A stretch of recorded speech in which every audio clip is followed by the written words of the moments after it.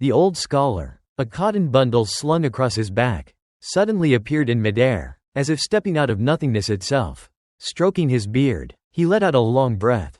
Close, close, just a hair's breadth from falling into someone else's scheme. With his arrival, Kui Dongshan's body seemed seized by an invisible hand that yanked him backward by the collar. In an instant, he was standing upright, though still unconscious. His figure was as straight as a pine standing in snowy mountains. Narrowly avoiding Chen Pingnan's sword thrust aimed at his heart, Chen Pingnan immediately retreated, holding his sword horizontally before his chest, his other hand shielding Li Baoping behind him. The young man's gaze was full of vigil behind him, her lips forming two words, a ghost.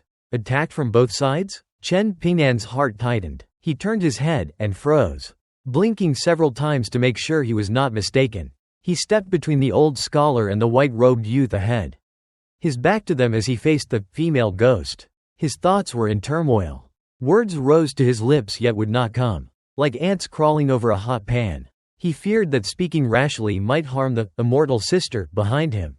Li Baoping secretly tugged at her junior granduncle's sleeve, glancing between the gentle old scholar and the woman in white. Unlike the bride in red they had encountered before, this woman wore white robes and white shoes, holding a snow-white lotus leaf in her hand. Li Baoping felt a flicker of confusion. Were all ghosts outside the small town this beautiful? Her elder brother had once told her countless grisly tales of blood-soaked specters, skeletal beauties, demons that tore out hearts and devoured flesh. None resembled the woman before her, whose appearance was even more stirring than that red-robed ghost bride. She was tall and slender, her black hair cascading like a waterfall over her chest, bound with a golden ribbon. Her bearing was refined and dignified. Li Baoping tiptoed to compare their heights, then dejectedly lowered herself again. In the woman's eyes, there seemed to be only Chen Pingnan. Smiling, she said, "We'll have to fight later. No need to fear that old man. He's only good at taking a beating." Then she softened her tone. "Don't worry, I'm not a bad person. I'm on your side." Chen Pingnan first reassured Li Baoping, then asked quietly, "Didn't you say you couldn't leave the small town? What if the sages find out?" The woman lightly shook her wrist, the lotus leaf trembling gently. "Do you know Lotus Blossom Blessed Land?" Chen Pingnan nodded. "I've heard it's a place where a Taoist patriarch once amused himself. Though only one of the 36 minor blessed lands, even the smallest lotus leaf there is larger than the capital of Great Li." She smiled. "Not quite that exaggerated. The lotus leaf in my hand, if restored to its true form, spans just over 10 li. But the largest one does indeed surpass the capital of Great Li. This leaf can obscure heavenly secrets, preventing the sages of the three teachings and the grand masters of the various schools from detecting my movements." Seeing his doubt, she explained further, "Last time, I didn't have this. Before leaving the mortal world, Qi Jingchun ascended beyond the heavens and bargained with the Tao ancestor to bring it back for me. What price he paid, I do not know. I only know that the Jing, in his given name, violated certain taboos, angering many within Taoism. That journey was certainly not cheap." She drifted momentarily into a daze, recalling her final conversation with Qi Jingchun. "This lotus leaf will allow you to leave this place without disrupting the great Tao. Aren't you afraid that staying by Chen Pingnan's side will make him reliant on power?" "I understand his temperament. I'm not worried." "You value him that much?" "He is my junior brother." "Then if I acknowledge him as my master, what would you say?" "Haha, I wouldn't dare." Thinking of this, she sighed softly. The world was now missing a Qi Jingchun. Li Baoping suddenly spoke shyly. "Big sister, you're truly beautiful." The woman nodded calmly. "Yes, more beautiful than you." The blunt reply left Li Baoping stunned and Chen Pingnan breaking into a cold sweat. Behind him, the old scholar and Kui Dongshan were already facing each other, glaring without yielding. The old scholar finally spoke, reproaching Kui Dongshan for being manipulated and nearly causing both Chen Pingnan and himself to suffer grievous injury. Kui Dongshan flared up, bringing up the dispute between the literary sage and the sub-sage within Confucianism, accusing the old scholar of stubbornly opposing the sub-sage and stirring internal turmoil. In the end, the old scholar lost his wager, confined himself within the grove of merits and virtue, his statue removed and ultimately shattered. His most accomplished disciple, Qi Jingchun, bore the weight of heavenly mandate and died. Because the old scholar broke his oath, he was forced to abandon his physical body. wandering the mortal world as a spirit alone. Their argument shifted from Confucian righteousness to old matters of master and disciple.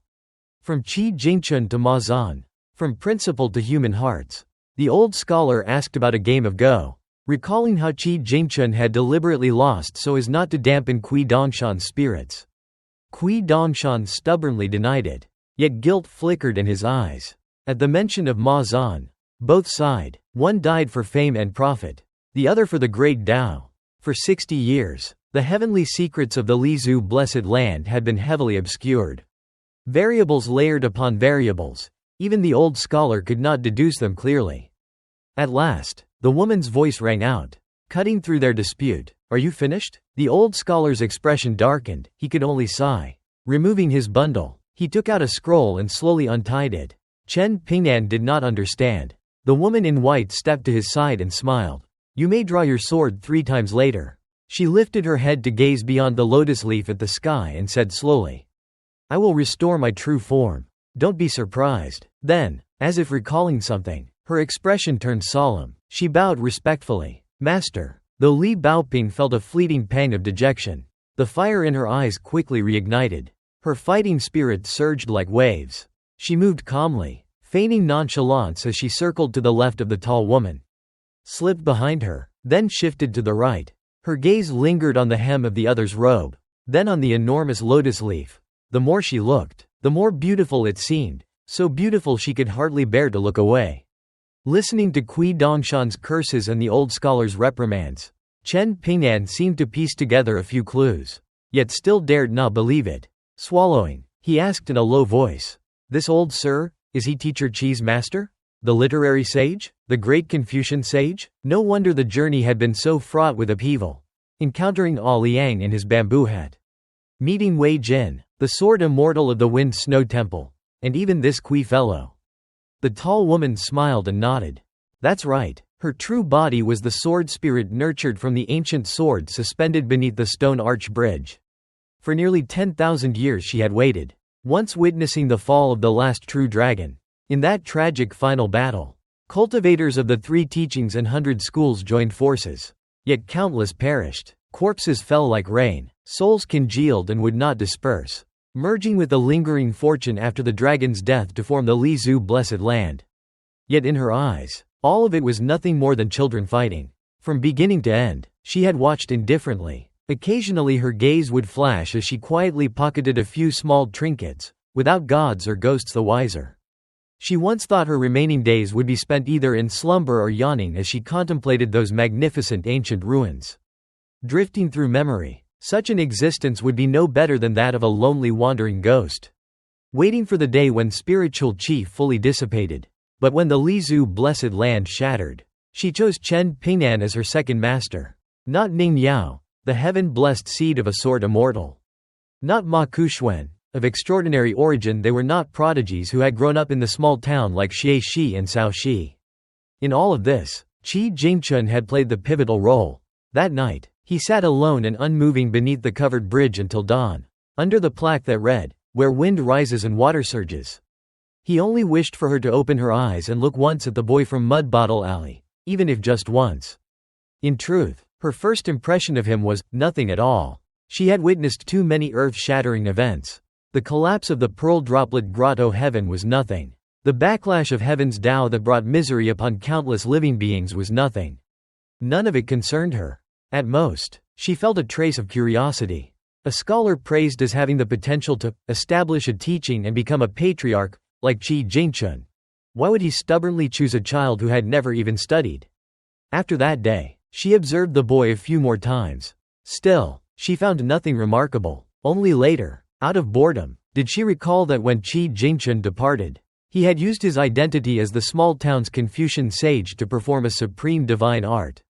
Scooping up a handful of water from more than 10 years of time within the Pearl Droplet Grotto heaven and placing it beneath the covered bridge. One idle day, she revealed her true form.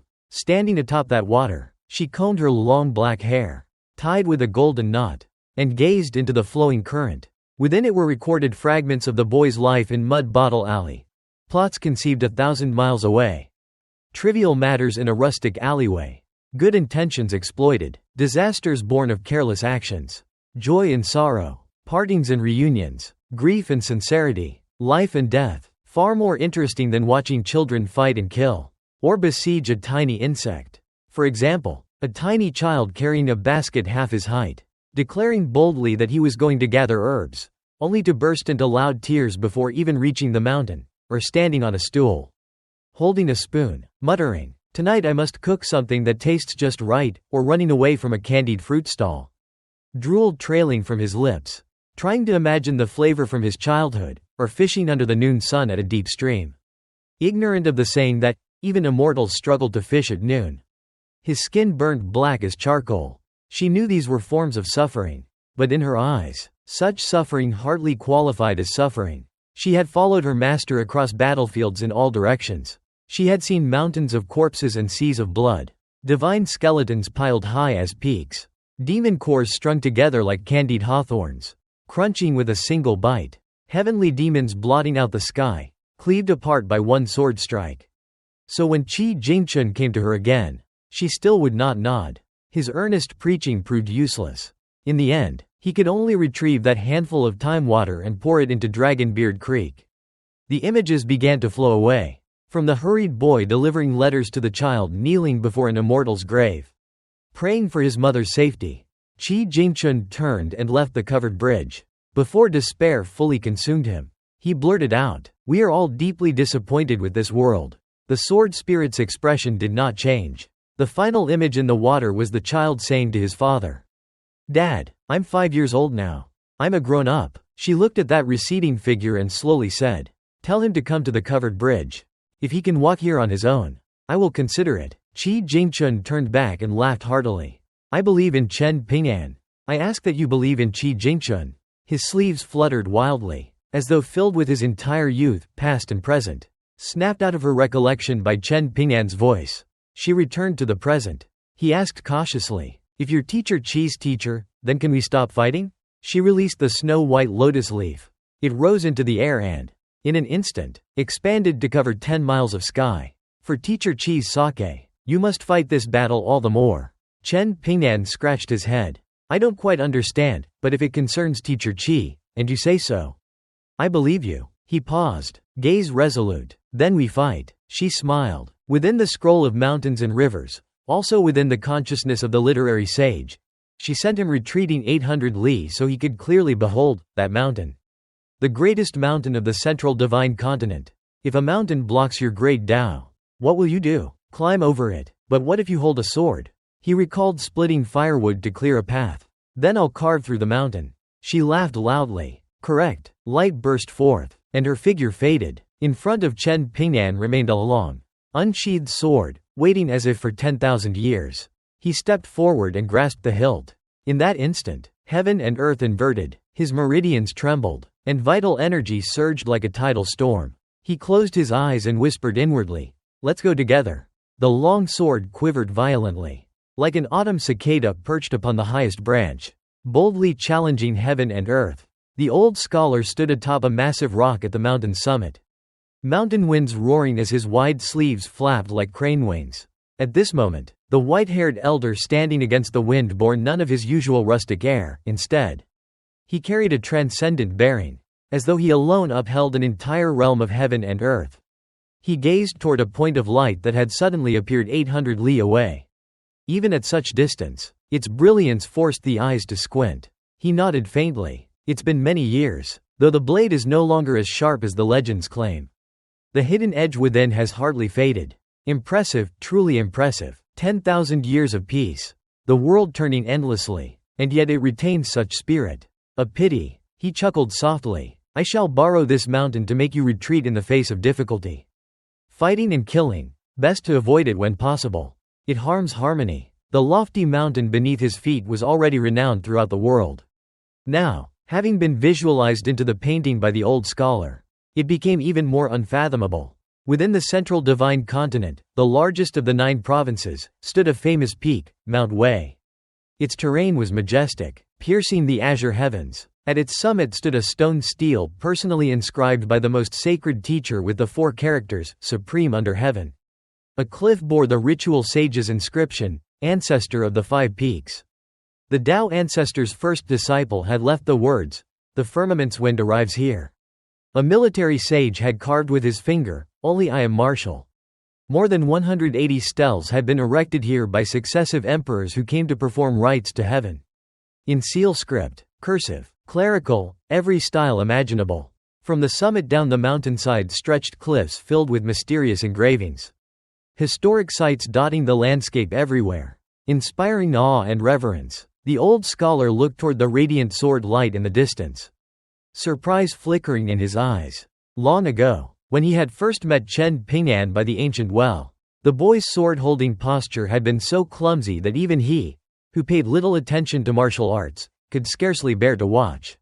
But now, seeing the youth hold the sword horizontally before his chest, he felt only one thing: steady. The grip was steady, the heart tranquil, his entire bearing stable as a mountain. Within the lake of Chen Ping'an's inner world, after the tall woman poured all her sword intent into the ancient sword body, her form grew faint, her aura unfathomable. She manifested directly in his heart realm, golden eyes, bare feet, the tip of her toes lightly touching the lake's surface as ripples spread outward.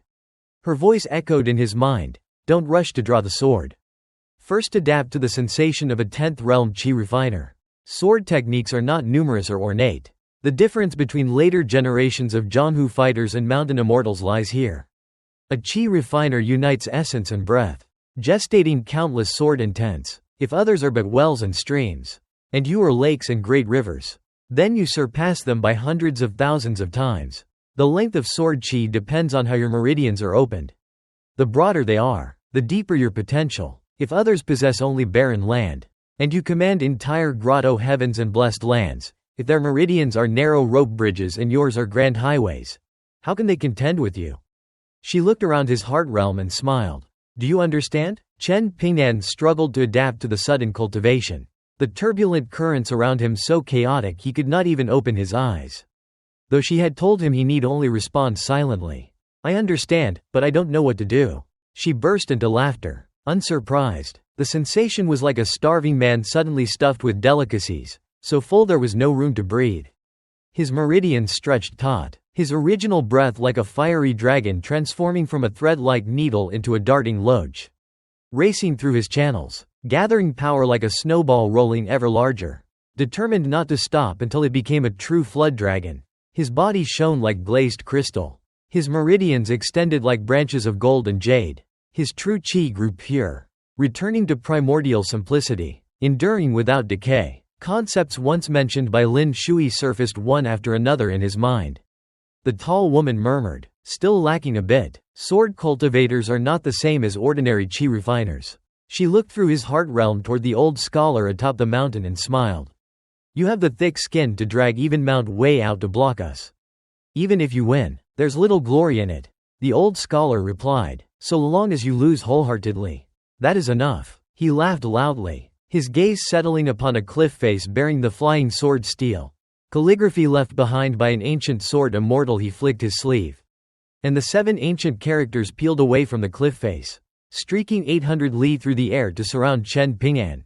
The archaic seal script characters blazed with golden light, circling the boy in a slow rotation. Yet one by one, they gradually drew back, unwilling to approach him. In the end, they turned around and flew back the way they had come. The old scholar muttered awkwardly, trying to be clever, only to make a mess of it. The tall girl gave a cold snort. At that very moment, Chen Ping'an opened his eyes slightly and said plainly, I don't need them. Her heart trembled faintly. The boy tightened his grip on his sword and spoke slowly. After practicing boxing for so long, I've always felt that in the end, my punch would be incredibly fast. Now that you're by my side, that's enough. I don't need any characters. The next sword will be very fast. Trust me. She nodded. The old scholar murmured, that tone, just like little Chi in the old days. He sat down cross-legged and sneered with a grin. 10 years to grind a single sword. As for yours, it's been ground for 10,000 years already. Chen Ping'an and the tall girl shouted in unison. Go! He dragged the sword forward in a run, then leapt high into the air and brought it down in a single slash. There was no dazzling sword light, no heaven-shaking sword chi. Yet in that instant, atop the mountain rock, the old scholar, who had been sitting upright, suddenly tilted to one side. Within the lake of her inner heart, the tall girl sank to the bottom, closed her eyes, and whispered, 10,000 years. At the same time, beside the well at the Autumn Reed Inn, Li Baoping was studying the painting when she suddenly widened her eyes and cried out. Why is there another crack in the painting?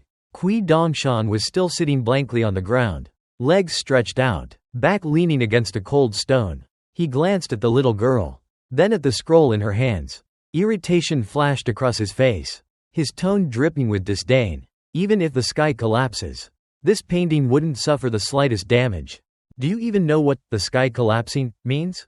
Back in the day, in the central divine continent, there was an unknown figure who pierced the Milky Way with a single sword, causing the waters of the Yellow River's celestial grotto heaven to pour down into the mortal world. From afar, it looked as though the vault of heaven had been punctured, torrents cascading down. That's how 2 of the 10 great wonders of the world came to be. The waters of the Yellow River descend from heaven, and White Emperor City suspended amid the clouds. As he spoke, his expression grew increasingly smug. The Lord of White Emperor City is a formidable character, one of the few tyrants bold enough to proclaim himself the orthodox leader of the demonic sect. I once had the good fortune to play a game of Go with him upon the river of clouds outside the city. He praised me as 10 games of multicolored clouds. Though I lost more than I won, defeat was still glorious. You should know that the banner reading, inviting the world's Go masters to move first, has hung above the city gate for over 600 years. The number of people qualified to sit across from him can't even fill one hand. By this point, Li Baoping was already thoroughly fed up. She glared at him and cut in sharply.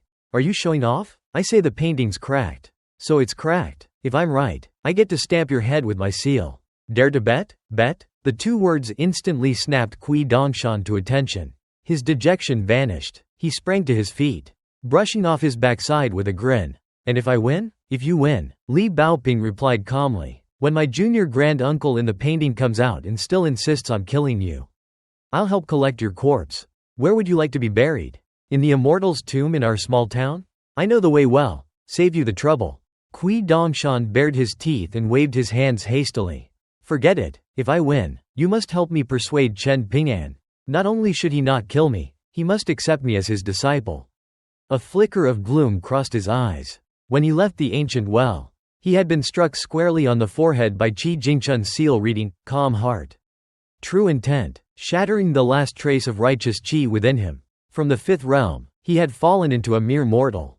Qi Jingchun's old words had indeed come true. Refuse to repent, and there would be methods to make him suffer. Yet the grand momentum of Eastern treasured vile continent had already been set.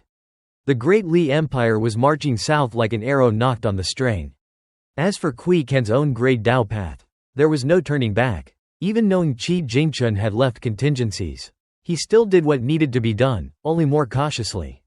From the youth Kui Dongshan to the imperial preceptor Kui Kan, though treacherous, ruthless, and dark of heart, he had always openly accepted defeat when beaten. That had never changed. Li Baoping shook her head. I know I'll win, but I still won't agree to that.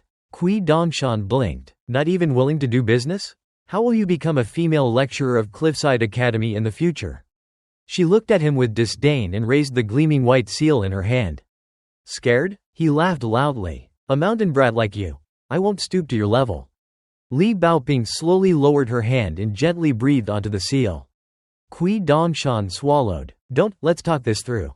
We're both Confucian disciples. A gentleman uses words, not fists. Aren't you afraid your junior granduncle won't like you anymore if he sees how fierce you are?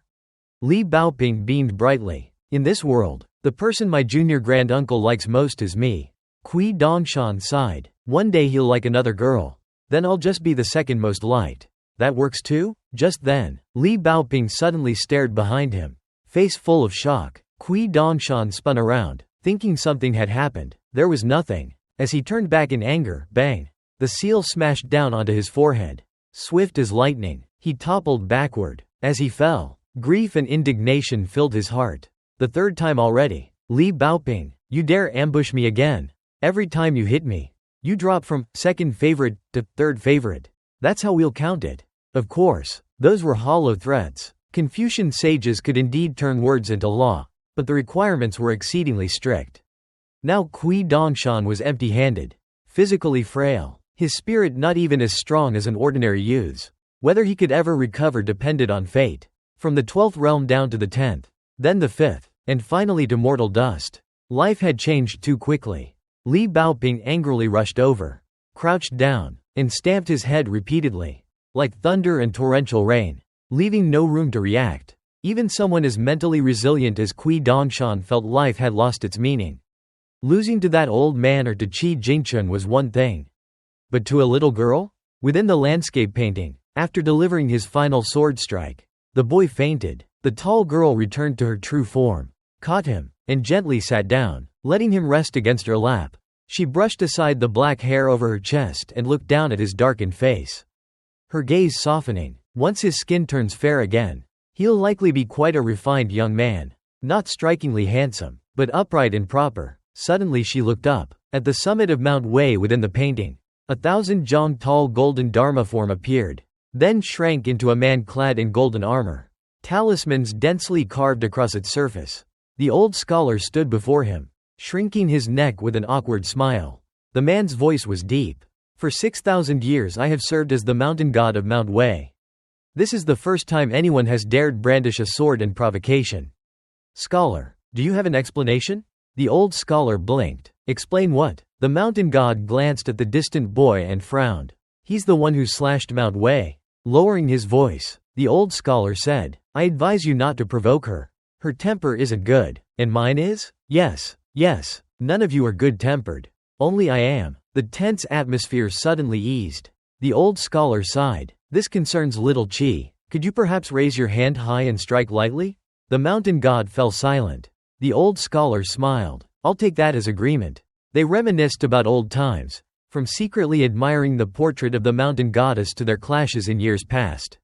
Finally, the mountain god asked, for a Qi Jingchun who is certain to die, you left the forest of merit and abandoned the very root of your great Tao. Was it worth it? The old scholar smoothed his hair and smiled. I once asked him. He had his answer. As a teacher, how could I be inferior to my disciple? The mountain god sneered. A disciple can surpass his master. That reasoning doesn't hold. You only understand the surface. When reading books, one mustn't blindly believe them. In the end, the mountain god tossed him an ownerless sword embryo, reluctantly treating it as a meeting gift for the disciple. When he learned that the earlier sword had truly slashed all the way to Mount Wei in the central divine continent, even the old scholar's eyes widened. Get lost, the mountain god roared angrily, sending him flying with a palm strike into the river behind the mountain. The old scholar climbed ashore, his robes dry in an instant. Looking at the silver ingot in his hand, he sighed. Too hot to handle. Opportunity can't be given in excess. Just enough to hold, just enough to bear, that's right. He ascended the summit, muttering, Little Qi, I'm very satisfied with this disciple. Then his eyes suddenly widened. Where is he? From afar came a woman's smiling voice. Double. The old scholar tilted his head. Huh? My hearing's failing. After the sound faded, he looked at the 4 characters carved upon the stone, straight to the heavenly court. Then he turned to gaze at the mountains and rivers below. I still want to take a good look at this world. 1,000 years is too short. 10,000 years is not long.